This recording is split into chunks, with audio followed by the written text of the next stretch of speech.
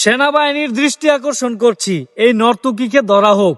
কিন্তু ভাই কেন, তা চলুন আমরা শুনি আপুর মুখ থেকে। খুবই গুরুত্বপূর্ণ এই ভিডিওটা, অবশ্যই মনোযোগ দিয়ে শুনে যাবেন এবং ভিডিওটাকে শেয়ার দিয়ে অন্যকে দেখার সুযোগ করে দিবেন।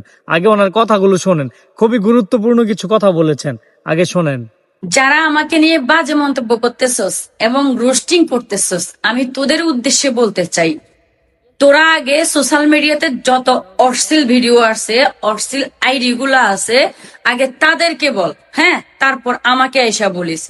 আর তোরা আমাকে বলতেছস সেনাবাহিনীর দৃষ্টি আকর্ষণ করি, বলতেছি এই নর্তকী কোথায় আছে, এই নর্তকীকে ধরা হোক। কয়টা নর্তকীরে তোরা ধরতে বলবি? কয়টা নর্তকী তুই স্টপ করতে পারবি? আমার মতো নর্তকী, আমি নর্তকী, ঠিক আছে, আমার মতো নর্তকী একজনকে তুই স্টপ করতে পারবি?